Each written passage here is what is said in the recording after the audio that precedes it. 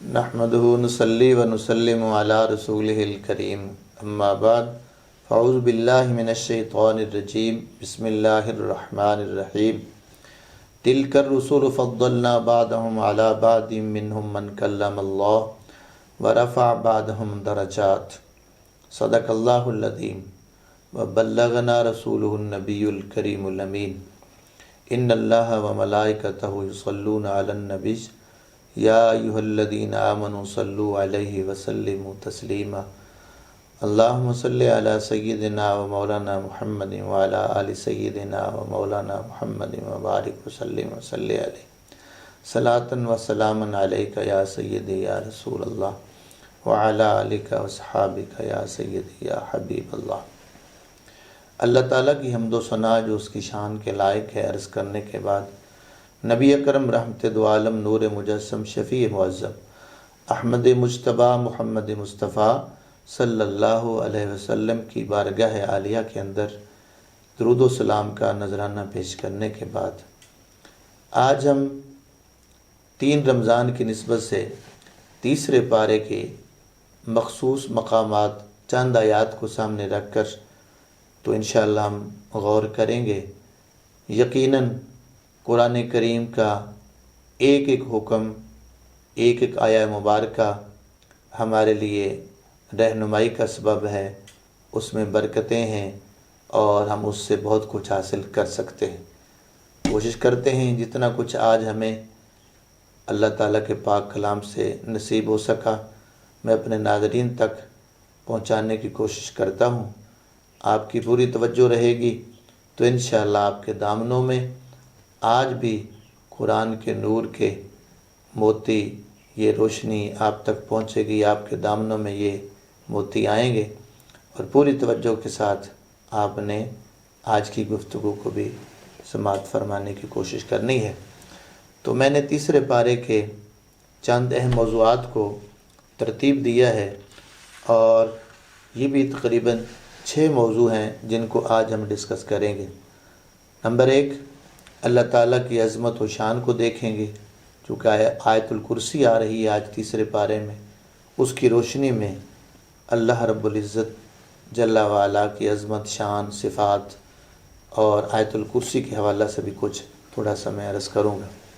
اور دوسرے نمبر پہ چونکہ اس پارے کا آغاز اللہ کے پیارے انبیاء کی عظمت و شان سے ہو رہا ہے، رسولوں سے ہو رہا ہے، تو انبیاء کا مقام و مرتبہ بہت اختصار کے ساتھ، خصوصاً اس آیت میں جن انبیاء کی طرف اشارہ ہے، ہم ان کا تھوڑا سا ذکر وقت کی مناسبت سے کریں گے۔ اور تیسرے نمبر پر ہم اللہ کی راہ میں خرچ کرنے کے فضائل اور اس کے آداب کے حوالہ سے، کہ خرچ ہمیں کرنا کیسے چاہیے اور اس کی فضیلت کیا ہے۔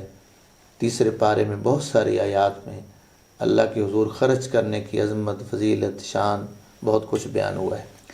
چوتھے نمبر پر ہم دیکھیں گے اس میں سود کے حوالہ سے منع کیا گیا ہے، سود لینے سے روکا گیا ہے، اور اس کی نحوست اور معاشرے پر اس کے کیا اثرات ہیں۔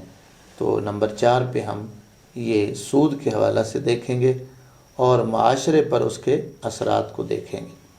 نمبر 5، جب ادھار کی صورت ہوتی ہے، ہم کوئی چیز ایک دوسرے سے نقد نہیں ادھار لیتے ہیں، تو اس میں قرآن پاک ہماری کیا رہنمائی فرماتا ہے۔ تو یہ اپنے معاملات کو بھی ہم آج دیکھیں گے 5ویں نمبر پر۔ اور 6 نمبر پر وہ پیاری دعائیں آج ہم اللہ کے حضور دعا وہ جملے بولیں گے بھی، اور میں اپنے ناظرین کو بتاؤں گا کہ اللہ نے ہمیں کتنی پیاری پیاری دعائیں عطا فرمائی ہیں، اور مانگنے کا سلیقہ، طریقہ، کتنے پیارے لفظ۔ جب وہ خود بتائے گا کہ مجھ سے ان لفظوں سے مانگو، تو پھر آپ اندازہ لگائیں کہ وہ دعا کے الفاظ کتنے پیارے ہوں گے۔ اس لیے آخر تک میرے ساتھ رہیے گا تاکہ وہ دعا کے وہ پیارے کلمات بھی آپ کو سننے کی سعادت مل سکے۔ تو آئیں آغاز کر رہے ہیں اللہ تعالیٰ کی عظمت سے، اللہ تعالیٰ کی شان، رفت، اسے بیان تو کوئی کر نہیں سکتا، ہاں ہم ذرا ذکر کر کے تو اپنی بخشش کا سامان بناتے ہیں۔ آیت الکرسی مشہور ہے، تیسرے پارے کے آغاز میں ہی ہے، چند آیات کے بعد، تو اس کے ایک ایک لفظ پہ غور فرمائیے۔ اللہ لا الہ الا هو الحی القیوم، کس طرح اللہ کی عظمت بیان ہو رہی ہے۔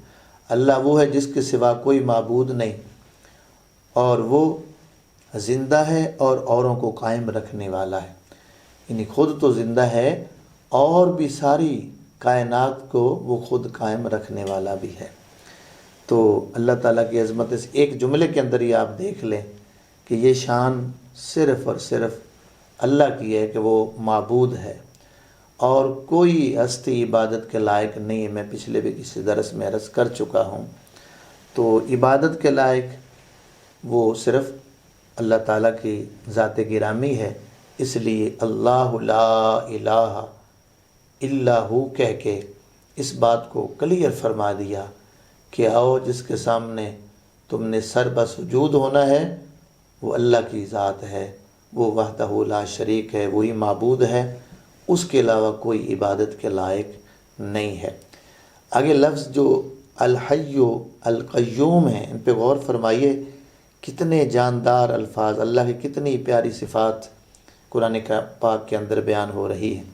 حضرت مولا علی شیر خدا بیان کرتے ہیں کہ جب سرکار دو عالم صلی اللہ علیہ وسلم بدر کے موقع پر، جنگ بدر ہو رہی تھی نا، اس موقع پر سرکار جب اللہ کے حضور سجدے میں گرے ہوئے تھے تو وہاں پر کیا کہہ رہے تھے، کن الفاظ کا ورد کر رہے تھے اور کون سے لفظ بار بار پڑھ رہے تھے، وہ یہی لفظ ہیں۔ حضرت مولا علی فرماتے ہیں حضور بار بار کہتے رہے یا حی یا قیوم، یا حی یا قیوم، یا حی یا قیوم۔ اور وہ بدر کے مقام پر جو میرے آقا کا درد تھا اور جس درد سے آپ دعا کر رہے تھے، اللہ کے حضور رو رہے تھے، ذرا تاریخ اٹھا کے دیکھیں۔ حضرت جناب ابو بکر صدیق رضی اللہ تعالی عنہ، آپ کا جب سرکار کا کپڑا مبارک زمین پہ گرتا ہے تو اٹھاتے ہیں اور عرض کرتے ہیں کہ یا رسول اللہ، اللہ تعالیٰ آپ کو اکیلے نہیں چھوڑے گا، وہ کامیابی دے گا، فتح دے گا، آپ اتنا کیوں رو رہے ہیں، اتنا کیوں گڑ گڑا رہے ہیں۔ محترم ناظرین، اللہ کے حضور جو کوئی جتنا گڑ گڑاتا ہے، جتنا اس کے حضور روتا ہے، اور کوئی جتنا اس کی بارگاہ میں اپنے آپ کو عاجز بنا کے پیش کر کے عرض کرتا ہے، تو اس کا کرم، اس کی رحمت، اس کا فضل اتنا زیادہ ملتا ہے۔ تو جناب مولا کائنات حضرت علی فرما رہے ہیں کہ حضور یا حی یا قیوم کا اتنا ورد کرتے رہے، اس درد سے اللہ کی ان صفات کا ذکر فرماتے رہے کہ آخر اللہ تعالیٰ نے بدر میں فتح عطا فرمائی۔ تو پتہ چلا اللہ تعالیٰ کی یہ شانیں، اس کی صفات کتنی عظیم ہیں۔ اور یاد رکھیے اللہ کی تمام صفات، اس کی ہر صفت جو ہے وہ مستقل بذات ہے، کسی سے اس نے کوئی صفت لی ہوئی نہیں ہے۔ اللہ تعالیٰ کی کوئی صفت بھی نہ کسی سے مستفاد ہے نہ کسی سے مستعار ہے، یعنی کہیں کسی سے نہ فائدہ لیا گیا ہے اور نہ کوئی عاریت کے طور پر کوئی صفت لی گئی ہے۔ اللہ کی ساری صفات ذاتی ہیں، اور اللہ کے بندوں کی ساری صفات عطائی ہیں، حتیٰ کہ اللہ کے پیارے نبی انبیاء کو بھی جو صفات ملی ہیں وہ اللہ تعالیٰ کی عطا سے۔ اس سے یہ بھی ذرا مسئلہ آسانی سے سمجھ میں آ گیا کہ جب بعض اوقات پریشانی بن جاتی ہے کہ جی رحیم کریم اللہ کی ذات ہے، کسی اور کو کریم کہہ دیا تو کہیں شرک نہ ہو جائے، حالانکہ قرآن پاک نے یہ لفظ اللہ کے لیے بھی بولا ہے اور نبی کریم صلی اللہ علیہ وسلم کے لیے بھی یہ لفظ استعمال ہوا ہے۔ اِنَّهُ لَقَوْلُ رسول الکریم کے جملے قرآن میں موجود ہیں۔ تو کیا جب وہ اللہ بھی کریم ہے، رسول بھی کریم ہے، تو یہاں اب شرک کا کوئی شائبہ بھی نہیں ہے، اس لیے کہ وہ کریم وہ بذات ہے، کسی سے اس نے کرم لیا نہیں، اسے کوئی کریم بنانے والا نہیں۔ مصطفیٰ بھی کریم ہیں، خود کریم نہیں بنے، اس کریم نے بنایا ہے، حضور کو شانیں دی ہیں، صفات دے کے بھیجا ہے۔ لہٰذا اللہ کی تمام صفات وہ ذاتی ہیں، اور اللہ کے پیاروں کی جو صفات ہیں وہ اللہ کی عطا کردہ ہے۔ آیت الکرسی کو اگر مجموعی حوالہ سے ہم دیکھیں تو اس کی بہت بڑی شان ہے، فضیلت ہے، اس کے بارے میں احادیث مبارکہ بھری پڑی ہے۔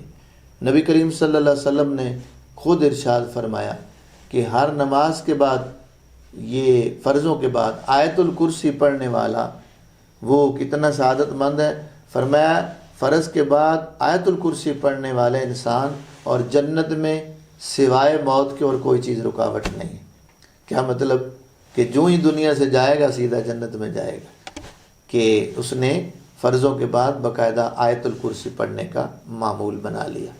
تو لہٰذا ہمیں کوشش کرنی چاہیے کہ آیت الکرسی کو زیادہ سے زیادہ پڑھا جائے، اس سے فوائد لیے جائیں. اور ویسے بھی جس جگہ پہ آیت الکرسی پڑھی جاتی ہے برکت ہوتی ہے، مال چوری ہونے سے بچ جاتا ہے. اس پہ بہت ساری روایات ہیں لیکن میں زیادہ طوالت میں نہیں جاؤں گا. ایک حدیث میں بڑے اختصار سے عرض کر دیتا ہوں.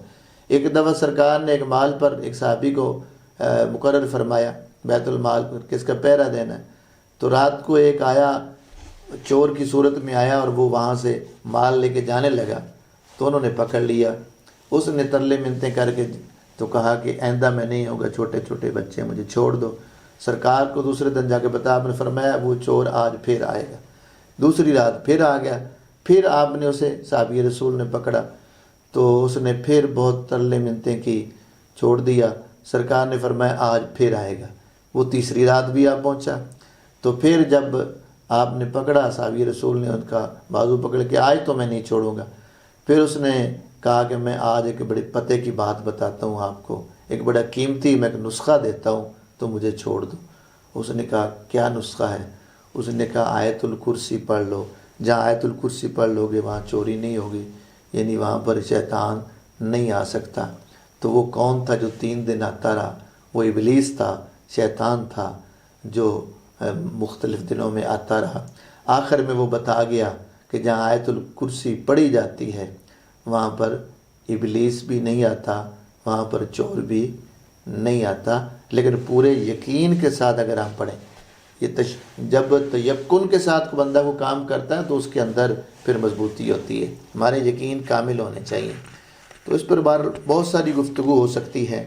تو موضوع آپ کو پتہ ہے، ہم نے 6 کو کور کرنا ہے تھوڑے سے وقت میں. تو پہلی آیت کی طرف چلتے ہیں. اب چونکہ عظمت و شان کے حوالہ سے اللہ تعالیٰ کا رتبہ مقام سامنے رکھتے ہوئے ہم نے پہلے گفتگو کر دی، لیکن آیت اس سے پہلے سورہ جو بقرہ کی ہم نے تلاوت کی ہے، آیت نمبر 253، اس کی روشنی میں چند ایک معروضات میں پیش کرتا ہوں. اس آیت پہ تو ویسے جتنی گفتگو کی جائے کم ہے، بہت وضاحت طلب ہے یہ آیہ مبارکہ. تو اللہ تعالیٰ نے فرمایا تلک الرسل، یہ سارے ہی رسول ہیں، یعنی رسول ہونے میں سب برابر ہیں، نفس رسالت میں نبوت میں تو ایک جیسے ہیں. لیکن سنیے فضلنا بعضهم علی بعض، فضیلت میں ایک جیسے نہیں. بعض کو ہم نے بعض پر فضیلت دی ہے، درجے ان کے بلند کیے ہیں. کیسے؟ منہم من کلم اللہ، کسی کو ان میں سے کلیم بنا دیا جس طرح حضرت موسیٰ علیہ السلام ہے. اور اسی طرح فرمایا ورفع بعضهم درجات، اور بعد کے درجے ہم نے بلند کر دیے. وآتینا عیسیٰ ابن مریم البینات، پھر حضرت عیسیٰ علیہ السلام کا ذکر فرمایا کہ ہم نے ان کو واضح معجزات دیے، اور پھر روح القدس کے ساتھ ان کی مدد فرمائی. تو یہاں پر پہلے رسالت کا ذکر فرمایا کہ رسول تو سب میرے رسول ہیں. تو رسول ہونا ہی بہت بڑی عظمت ہے، بہت بڑی شان ہے. باقی تمام انسانوں سے جو اعلیٰ ہوگا وہ نبی اور رسول ہو سکتا ہے نا، تو برابری والا تو نبی اور رسول نہیں ہو سکتا. تو پھر رسولوں کے اندر بھی درجے اللہ نے رکھے ہیں. اس سے ہمیں یہ بھی پتہ چلا کہ اگر نبی درجوں کے لحاظ سے آپس میں برابر نہیں ہیں تو ایک امتی اور رسول کا برابری کا سوچا بھی نہیں جا سکتا.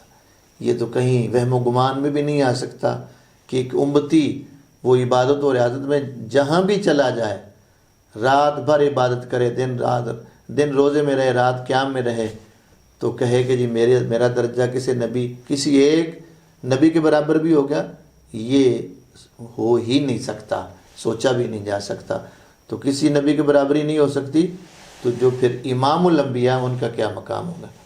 تو حضرت موسیٰ علیہ السلام کا ذکر بھی مل رہا ہے اس میں، الفاظ پہ غور کریں. عیسیٰ علیہ السلام کا بھی. حضرت موسیٰ علیہ السلام کو اللہ نے یہاں پر ان کے کلیم ہونے کا ذکر فرمایا کہ اتنا بڑا مرتبہ ہے کہ اللہ کے ساتھ انہیں ہم کلام ہونے کا شرف ملا ہے.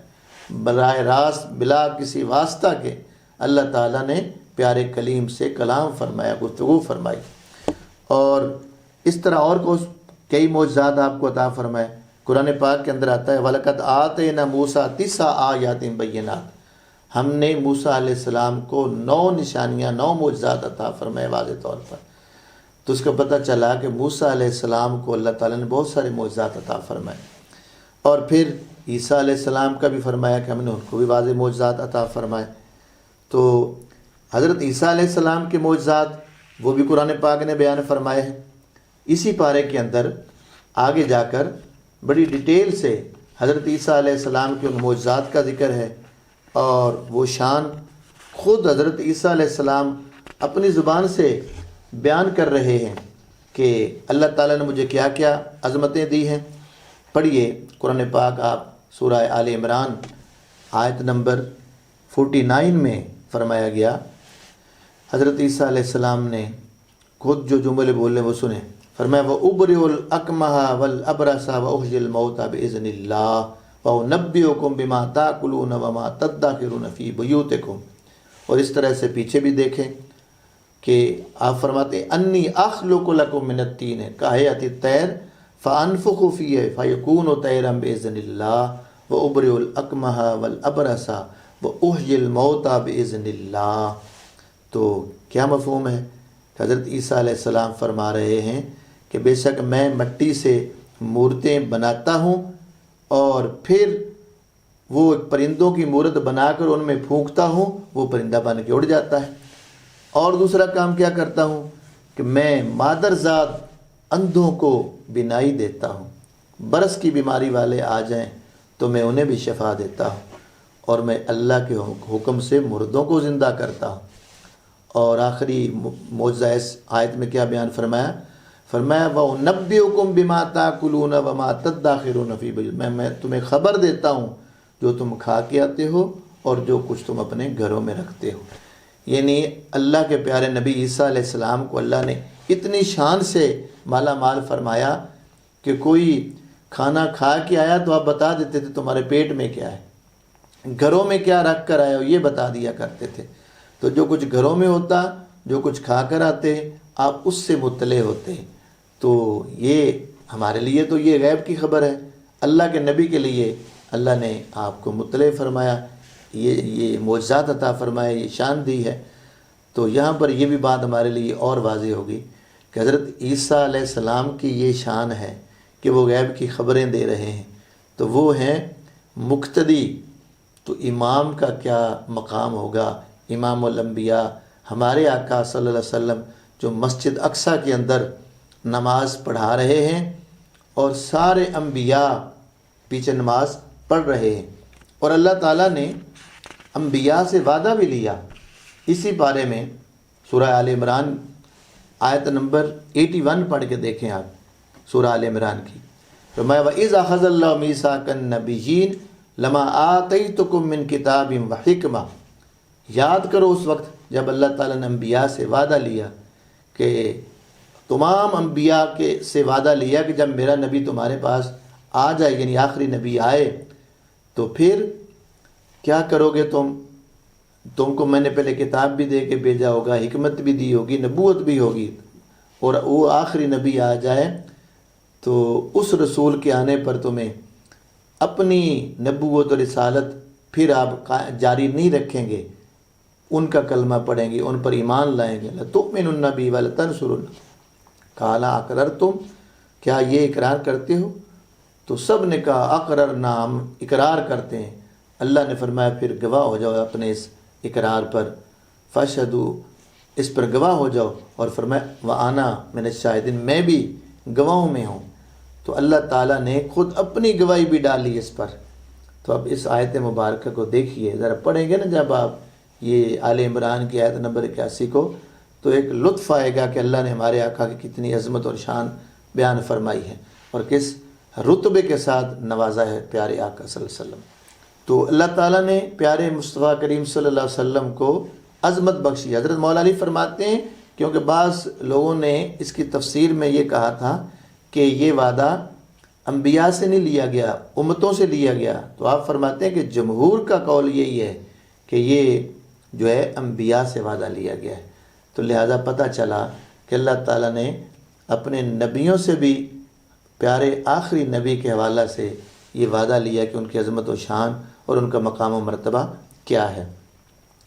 تو جب اللہ تعالیٰ نے امام الانبیاء بنایا ہمارے پیارے آقا کو، تو اب آئیے اس پہلی آیت پر اور اس پہ توجہ دیجئے جو اللہ تعالیٰ نے پاک کلام میں فرمایا وَرَفَعَ بَعْضَهُمْ دَرَجَاتٍ، بعض وہ ہیں جن کو ہم نے کئی درجے بلند کر دیا۔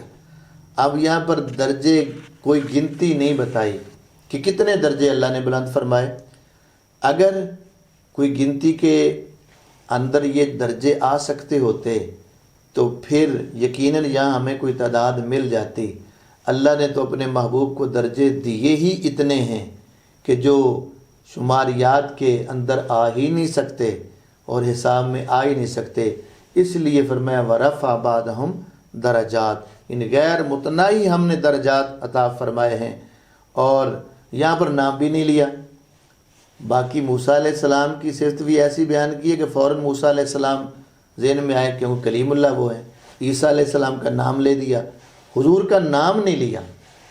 تو مفسرین نے، پیار والے مفسرین کی کتنی خوبصورت سوچ ہے اور کتنا ان کے نظریات پیارے ہیں۔ کہتے ہیں کہ یہاں نام لیے بغیر ہر ذہن فوراً جس ہستی کی طرف جائے گا ان کا نام محمد مصطفیٰ صلی اللہ علیہ وسلم ہے۔ تو یعنی یہاں نام لینے کی ضرورت ہی نہیں تھی، درجے ہی اتنے ہیں، اللہ نے فضیلتیں اتنے دی، شانیں اتنے دی ہیں کہ نام لینے کی ضرورت ہی نہیں تھی۔ اس لیے نام لیے بغیر اللہ تعالیٰ نے وَرَفَعَ بَعْضَهُمْ درجات کا بتایا کہ کوئی وہ ہستی بھی ہے جسے درجوں بلند فرما دیا۔ تو میں عرض کر چکا ہوں کہ کتنے درجے، درجات کا کوئی تعین اور اس کی کوئی حد بندی نہیں بیان کی۔ تو اگر ہم زندگی بھر لگے رہیں کہ حضور کی عظمت و شان کو اس کا ہم تعین کر سکیں، تحدید میں لے آئیں، تو اس کی نہ حد ہم بیان کر سکتے ہیں نہ تعین کر سکتے ہیں۔ ہمارے سارے پیمانے وہ پست ہیں، مصطفیٰ کریم کی عظمت اس سے کہیں اونچی ہے۔ یہاں اشارے میں کہا اور ادھر فرمایا وَرَفَعْنَا لَكَ ذِكْرَكَ، حضور کو مخاطب کر کے بتا دیا کہ ہم نے آپ کی عظمتوں کو پیارے محبوب بلند کر دیا ہے، آپ کا ذکر اونچا کر دیا ہے۔ اب اونچا ذکر کرنے والا خود خدا ہو، عظمت مصطفیٰ، رفعت مصطفیٰ، شان مصطفیٰ بیان کرنے والا خدا ہو، تو کوئی ہے کوئی دنیا کا کوئی مخلوق کا فرد جو کہ اللہ کی دی ہوئی شان کو جو ہے اپنے ذہن، سوچ اور اپنی عقل، اپنے فہم سے، اپنے علم سے اس کو حیاتے میں لا سکے؟ نہیں، یہ سوچا ہی نہیں جا سکتا۔ تو اللہ تعالیٰ نے کئی درجے، قرآن پاک پڑھیے، وقت نہیں ہے میں ایک ایک موضوع کو اتنی ڈیٹیل میں لے جاؤں۔ یا ایھا الناس قد جاءکم برہان من ربکم، لوگوں تمہارے پاس تمہارے رب کی دلیل آ گئی ہے۔ اور کون سی دلیل ہے؟ اٹھائیں، ہر تفسیر اٹھا کے دیکھیں، اکثر آپ کو یہی کہیں گے جس کو دلیل کہا ہے وہ محمد مصطفیٰ ہے صلی اللہ علیہ وسلم۔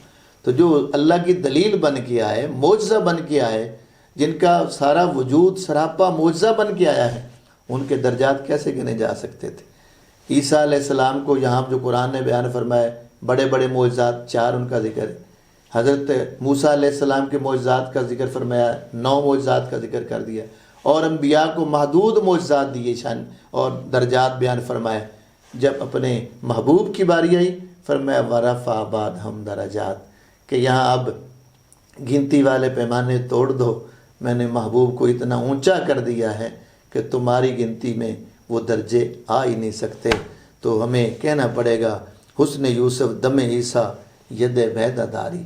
انبیاء کی جتنی شانیں ہیں اللہ نے سب کو شانیں دے کے بھیجا۔ اور یہ بھی یاد رکھیے کسی نبی کی توہین ہمارے مذہب میں جائز نہیں ہے، ہر نبی قابل احترام ہے، ہر نبی کی عزت احترام ان کا ہم پر لازم ہے۔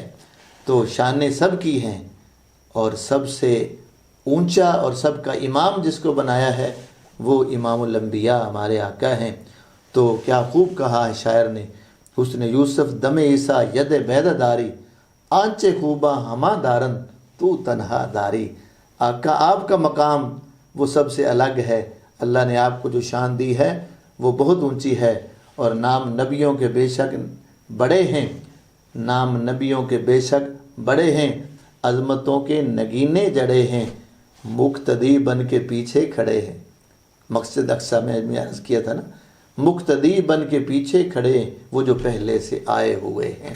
تو بہرحال اس آیت میں اللہ تعالیٰ نے انبیاء کا ذکر اور خصوصاً حضرت موسیٰ عیسیٰ علیہ السلام اور ہمارے آقا نبی اکرم رحمت دو عالم صلی اللہ علیہ وسلم کے حوالہ سے بیان فرما کے دنیا کو واضح کر دیا کہ میں نے اپنے انبیاء کو کتنی عظمتیں دی ہیں۔ تو چلتے ہیں اگلے موضوع کی طرف، چونکہ یہ موضوع تو اللہ کی وحدانیت کی بات ہو یا پیارے رسول اکرم صلی اللہ علیہ وسلم کی عظمت کی بات ہو تو اس کو تو محدود وقت میں بیان کیا ہی نہیں جا سکتا۔ تو اختصار کی طرف چلتے ہیں۔ ہمارا تیسرا جو ٹاپک ہے آج کی گفتگو کا وہ اللہ کی راہ میں خرچ کرنے کے حوالہ سے، خرچ کرنے کے فضائل اور اس کے آداب کیا ہیں۔ تو آئیں ہم اللہ تعالیٰ کے پاک کلام سے رہنمائی لیتے ہیں کہ اس میں ہمیں قرآن پاک کس طرح کی رہنمائی عطا فرماتا ہے، چونکہ یہ بہت بڑی نیکی ہے۔ یہ اپنا ذاتی مال جس کو بندہ ذاتی سمجھتا ہے کہ میں نے کمایا ہے، میری محنت ہے، تو اللہ فرماتا ہے میں دیکھنا چاہتا ہوں یہ تیرا کمایا ہوا مال میری محبت میں خرچ کرنے کا جذبہ ہے تیرے اندر۔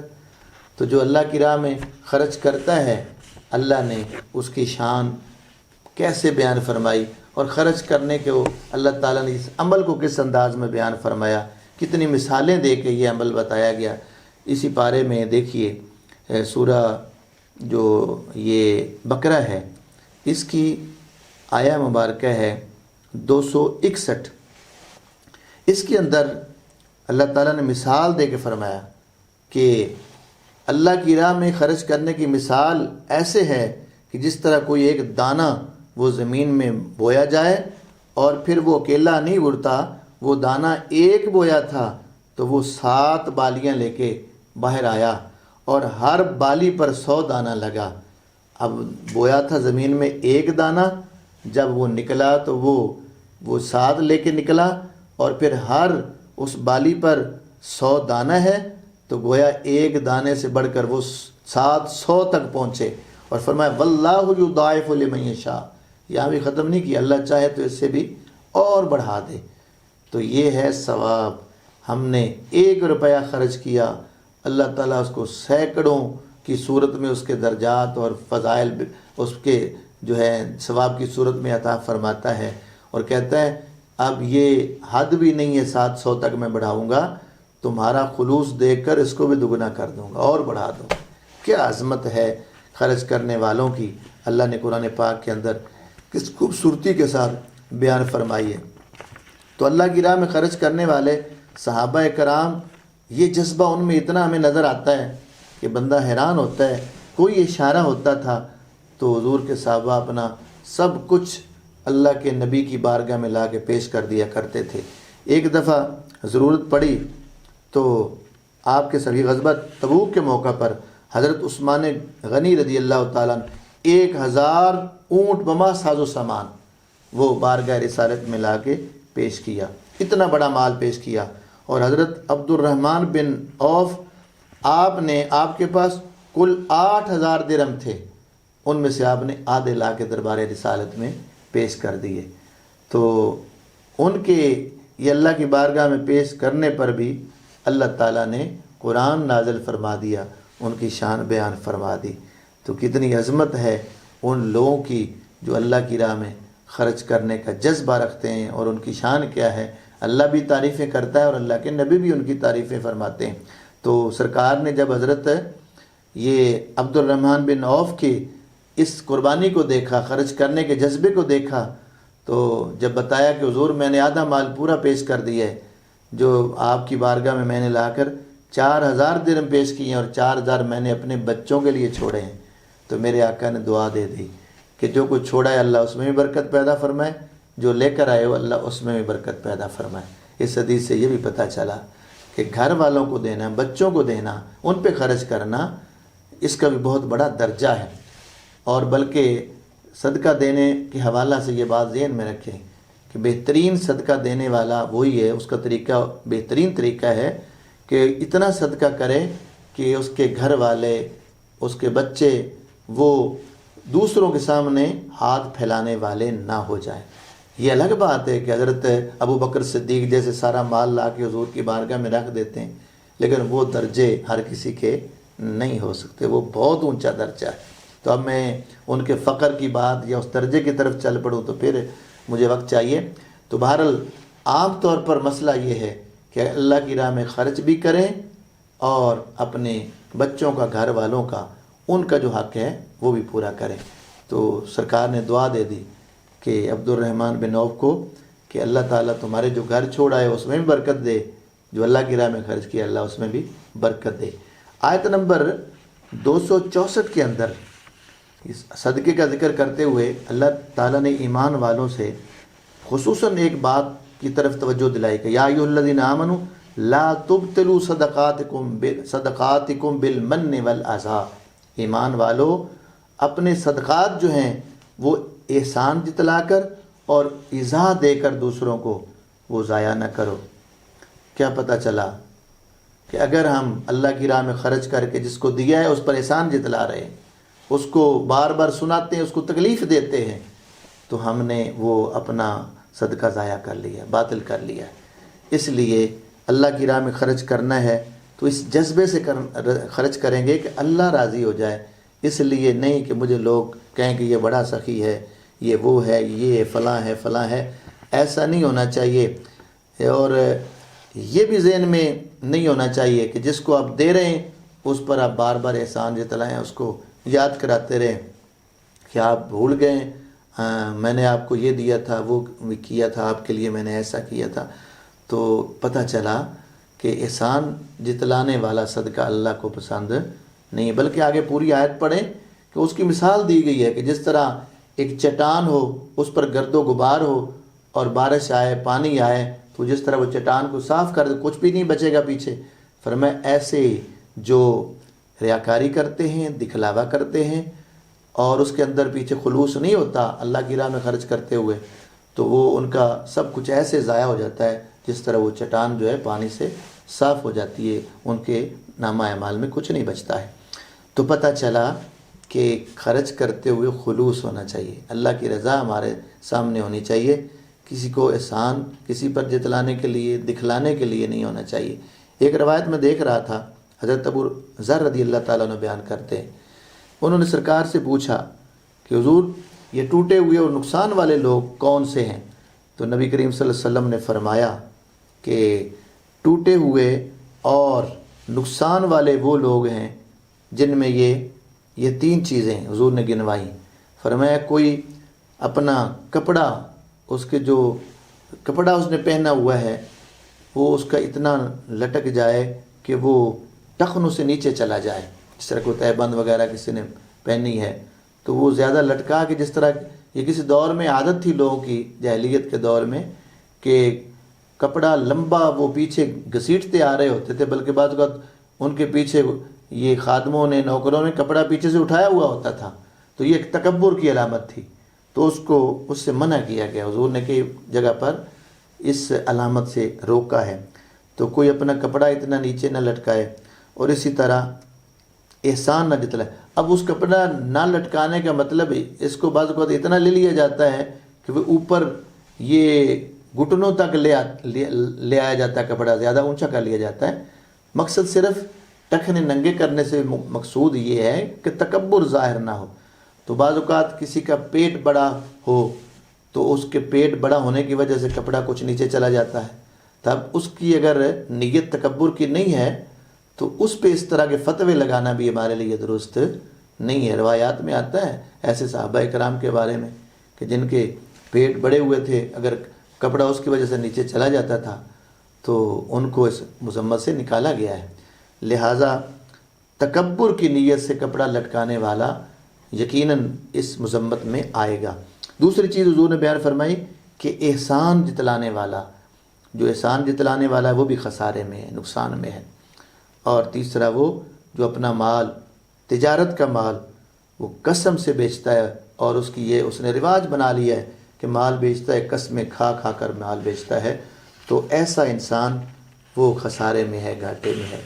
تو محترم ناظرین، ہم نے اللہ کی راہ میں دینا ہے تو دکھلاوے کے لیے نہیں، ریاکاری کے لیے نہیں، اللہ کی رضا کے لیے دینا چاہیے۔ اس پر بہت ساری روایات ہیں۔ ایک حدیث کا میں صرف تھوڑا سا خلاصہ رکھ کے آگے چلتا ہوں تاکہ ہمیں آج کے بعد اللہ کی راہ میں دیتے ہوئے یہ ہمارا پختہ یقین ہو کہ ہم صرف اس کے لیے دے رہے ہیں، اپنے مالک کے لیے دے رہے ہیں، اللہ کی رضا کے لیے دے رہے ہیں، اس میں ہمارا اور کوئی مقصد نہیں ہے۔ اٹھائیں سیاستہ کی حدیث پاک ہے، حضرت ابو ہریرہ روایت کر رہے ہیں کہ شہید اللہ کی بارگاہ میں پیش ہوگا، عرض کرے گا مولا تیری راہ میں نے جہاد کیا، میں لڑا۔ اللہ فرمائے گا کہ تو جو کچھ کہہ رہا ہے جھوٹ کہہ رہا ہے، میرے لیے کچھ بھی نہیں کہا۔ خلاصہ عرض کر رہا ہوں، بڑی ڈیٹیل ہے حدیث میں۔ تو فرمایا جائے یہ سب کچھ تو نے اس لیے کہا کہ لوگ مجھے کہیں گے بڑا مجاہد ہے، یہ بڑا بہادر ہے، تو وہ تجھے کہہ دیا گیا تھا، آج کچھ نہیں ہے، اور لو اس کو پکڑو اور جہنم میں ڈال دیا جائے۔ اسی طرح عالم دین آئے گا کہ میں نے علم پڑھا، قرآن پڑھا اور میں نے پڑھایا، وہ کیا، یہ کیا، وہ اپنی باتیں ساری بتا رہا ہوگا۔ اللہ فرمائے گا میرے لیے نہیں کیا، تو نے اس لیے کیا کہ لوگ تمہیں بڑا عالم کہیں، بڑا قاری کہیں، اور تو نے لوگوں سے بڑے عہدے رتبے لینے کے لیے کیا تھا، تو لوگوں نے کہہ دیا تھا آج کچھ نہیں ہے، آج ٹھکانہ تمہارا جہنم ہے۔ اور اسی طرح وہ سخی آئے گا جس نے مال اللہ کی راہ میں خرچ کیا ہوگا، وہ کہے گا کہ مولا میں نے تیری خاطر یہ مال خرچ کیا، تو آج مجھے جنت دے، بخش دے۔ اللہ فرمائے گا میرے لیے نہیں خرچ کیا، تو نے اس لیے خرچ کیا گا کہ لوگ مجھے سخی کہیں، تو تجھے سخی کہہ دیا گیا ہے، اب میرے پاس کیا لینے آیا ہے، چلا جا، اب تیرا میرے پاس کوئی حصہ نہیں ہے۔ تو اس کو جہنم میں ڈال دیا جائے گا۔ یہ تینوں لوگ، اب دیکھو کتنی بڑی عبادت ہے، لیکن تینوں کو جہنم میں کیوں ڈالا گیا؟ کہ وہ مقصد اللہ کی رضا نہیں تھا، خلوص نہیں تھا، بلکہ پیچھے ریاکاری تھی، دکھلاوا تھا۔ تو اس لیے ہم جو بھی کام کریں دکھانے کے لیے نہیں، ریاکاری کے لیے نہیں، لوگوں کے لیے نہیں، اللہ کے لیے ہمیں کرنا چاہیے تاکہ ہماری بخشش کا سامان ہو۔ تو لہٰذا ہمیں قرآن پاک کی اس آیت سے بہت بڑا سبق یہ ملا کہ جب بھی ہم خرچ کریں تو اللہ کی رضا کے لیے۔ اگلے پوائنٹ کی طرف چلتے ہیں، سود، اس کی نحوست اور معاشرے پر اس کے اثرات۔ سورہ بقرہ کی آیت نمبر 275 اٹھائیں، اللہ تعالیٰ نے بیان فرمایا الذین یاکلون الربا لا یقومون الا کما یقوم الذی یتخبطہ الشیطان من المس۔ فرمایا وہ لوگ جو سود کھاتے ہیں قیامت کے دن وہ کھڑے نہیں ہوں گے مگر جیسے کھڑا ہوتا ہے وہ جسے شیطان نے چھو کر مخبوط بنا دیا۔ تو اب دیکھیے اس کی حالت کیا ہوگی قیامت کو، سود کھانے والے کی۔ تو ان کی حالت قیامت کو جو ہونی اللہ نے آج بیان کر دی ہے۔ تو آئیں آج ہم توبہ کریں کہ سود نہیں کھائیں گے، سود سے بچیں گے۔ حدیث اٹھا کے دیکھیے، حضرت جابر بیان کرتے ہیں سرکار نے فرمایا کہ سود کھانے والا، سود کھلانے والا اور سود لکھنے والا، سود پر گواہ بننے والا، سب پر حضور نے لعنت فرمائی ہے۔ استغفر اللہ۔ تو ذرا غور کیجئے، مجھے یاد ہے کتنے اچھے لوگ تھے، کتنا اچھا دور تھا۔ ایک دفعہ ہمارے قبلہ شیخ الحدیث پیر طریقت علامہ محمد الیاس ہزاروی علیہ رحمہ نے جو ہے یہ سود کے حوالے سے بیان کرتے کرتے جب یہ مسائل بیان کیے تو ایک آدمی اس وقت جو سود کا یہ کام لکھتا تھا اس نے اپنی جاب چھوڑ دی۔ اس نے کہا مجھے پیسہ یہ نہیں چاہیے کہ میں جو سود کی وجہ سے، سود کے تعاون کرنے کی وجہ سے حاصل کرتا ہوں، اپنی نوکری اور وہ جاب چھوڑ کر توبہ کر لی کہ میں وہ کام کروں گا جو حلال ہو، جو پاکیزہ ہو۔ تو پتہ چلا کہ سود بہت بری چیز سے ہمیں بچنا چاہیے۔ تو یہاں تک سود کے بارے میں بتایا گیا ہے، حدیث پڑھ کے دیکھیں کہ سود کے 70 باب ہیں، اور ان اللہ کے نزدیک سب سے ہلکا باب ہے نا وہ یہ ہے کہ جیسے کوئی شخص اپنی ماں کے ساتھ بدکاری کرتا ہے، نعوذ باللہ، کتنا بڑا گناہ ہے۔ کوئی ایسا پسند کرے گا؟ تو اگر ایسا پسند نہیں کرتے، یقیناً کوئی بھی نہیں کرتا، تو ہمیں سود چھوڑ دینا چاہیے، اس سے بچنا چاہیے اور توبہ کر لینی چاہیے۔ جب توبہ سچے دل سے توبہ کر لیں گے تو اللہ تعالیٰ برکت دے گا، اور ہمارا جو مال ہے تھوڑا بھی ہوگا تو اس میں برکت ہوگی۔ تو حلال کھانے کی ہمیں کوشش کرنی چاہیے۔ حضرت ابوبکر صدیق رضی اللہ تعالیٰ عنہ کو ایک آدمی نے، غلام نے کوئی چیز کھلا دی، بعد میں بتایا کہ یہ تو مال کچھ اس طرح کا تھا۔ آپ نے سنتے ہی کہ یہ مال تو درست نہیں ہے، آپ نے اپنے گلے میں انگلی ڈالی اور کہہ کر کے جو کچھ اندر پیٹ میں ڈالا تھا سب کچھ نکال دیا کہ جو مشکوک بھی ہو وہ بھی مجھے نہیں کھانا چاہیے۔ وہ لوگ تو شک والی چیز سے بھی بچتے تھے، آج ہم حرام سے بھی بچنے کی کوشش نہیں کرتے۔ آئیں سچے دل سے توبہ کریں، سود سے اور ہر طرح کے حرام روزی سے، حرام مال سے، ناجائز مال سے بچیں گے اور بچنے کی پوری کوشش کریں گے۔ تو میں عرض کر رہا تھا کہ تھوڑا بھی ہو حلال ہو تو اس میں برکت ہوتی ہے، اسی طرح صدقہ جب کیا جاتا ہے اس مال میں برکت ہوتی ہے، اور جس میں سود آ جائے اس میں برکت نہیں رہتی۔ قرآن پاک کی آیت 276 ہے، سورہ بقرہ کی آیت، یمحق اللہ الربا ویربی الصدقات، اللہ تعالیٰ سود کو ہلاک کرتا ہے اور صدقے کو بڑھاتا ہے۔ اگر ہم چاہتے ہیں ہمارا مال بڑھے، اب ہم بے شک وہ گننے میں، تعداد میں ہمیں تھوڑا نظر آ رہا ہو، لیکن اس میں برکت زیادہ ہوگی، اور سود والا بظاہر بہت زیادہ ہو، تعداد میں زیادہ ہو، لیکن اس میں برکت نہیں ہوگی۔ کہتے ہیں نا جی مال آندھا بڑا ہے، پتہ نہیں لگتا جاندہ کدھر ہے۔ گھر میں آتا بہت کچھ ہے، اس کے جانے کا پتہ ہی نہیں چلتا بھی۔ اگر وہ حلال کا ہو تو پتہ چلے نا، جب حرام کا آئے گا تو پھر ہمیں پتہ نہیں چلے، جیسے آئے گا ویسے ہی وہ نکل جائے گا۔ تو اس لیے کوشش کرنی چاہیے کہ مال گھر میں حلال آئے۔ اسی طرح اگلا پوائنٹ، میں صرف یہ پوائنٹ بڑے اختصار سے عرض کر کے ختم کر رہا ہوں۔ ہمارا جب لین دین ہوتا ہے تو اکثر جھگڑے ہو جاتے ہیں، کیونکہ ادھار ہوتا ہے، تو ادھار جب دینے کا وقت آتا ہے تو وہ یادداشت بعض اوقات بندے کی وہ کام نہیں کرتی، اور کبھی جان بوجھ کر کے بھی کوئی بندہ جھوٹ بول دیتا ہے اور کبھی بھول بھی سکتا ہے۔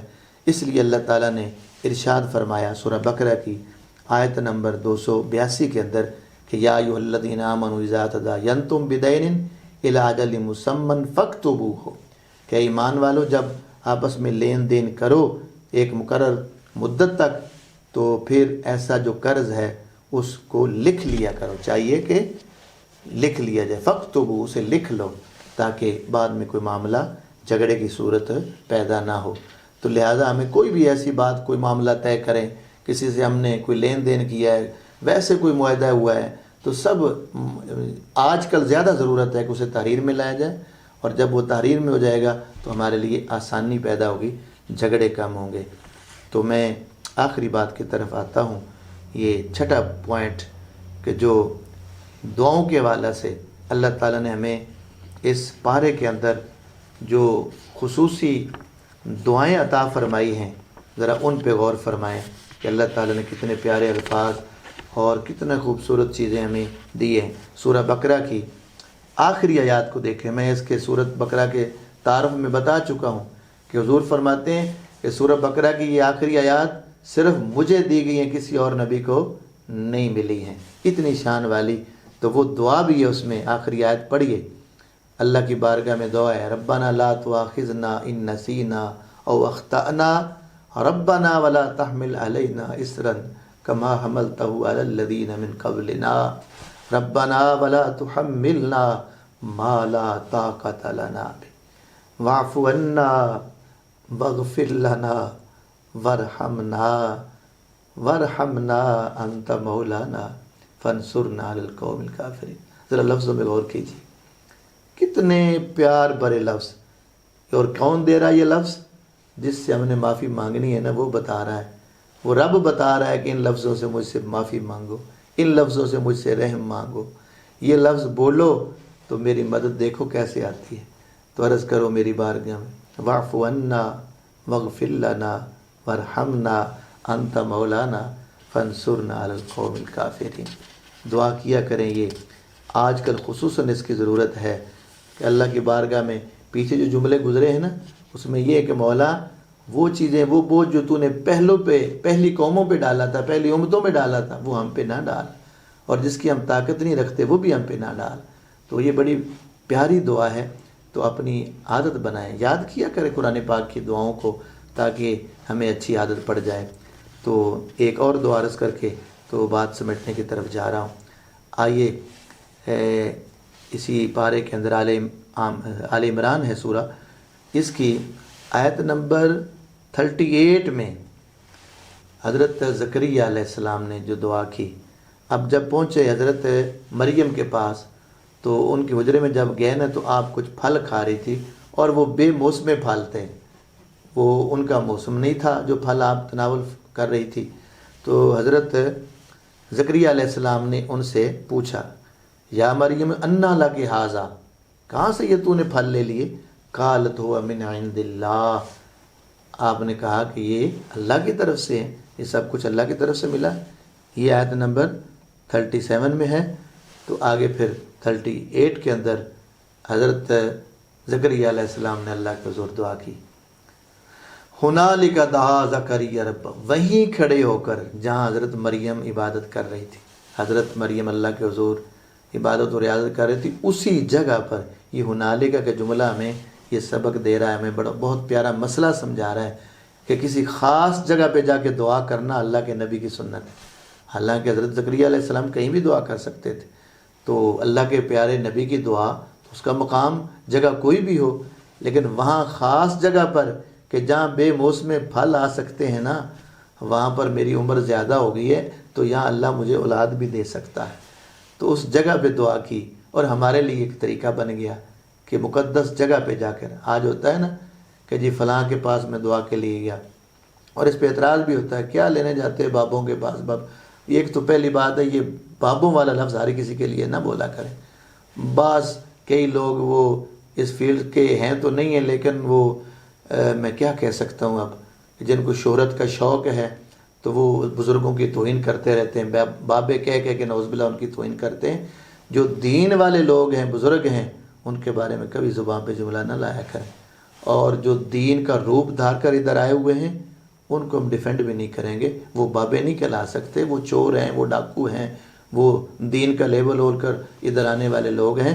تو بہرحال میں عرض کر رہا تھا کہ جو اللہ کے محبوب بندے ہیں وہاں جا کر ان سے دعا کروانا، اور ان کے مزارات پر جا کر اللہ کی بارگاہ میں دعا کرنا، ان کا وسیلہ دے کے دعا کرنا، اس پر بہت ساری روایات ملتی ہیں، اور اس سے بڑی اور کیا دلیل ہے کہ اللہ کے پیارے نبی حضرت مریم کی حجرے میں وہاں کھڑے ہو کر ہنالک دعا زکریہ رب قال رب هب لی من لدنک ذریۃ طیبہ، مولا مجھے پاکیزہ اولاد عطا فرما۔ تو خاص جگہ پر دعا کرنا یہ قرآن نے بتایا، اللہ کے نبی کا طریقہ ہے۔ آئیں ہمیں بھی چاہیے کہ قرآن کے بتائے ہوئے اصولوں کو اپنائیں اور آئندہ اس کے مطابق زندگی بسر کریں۔ اور میں ایک اور بات بھی آپ تک پہنچا دوں اپنے ناظرین تک، انشاءاللہ کل آپ کو سحری میں بھی انشاءاللہ آپ سے ملاقات ہو سکتی ہے۔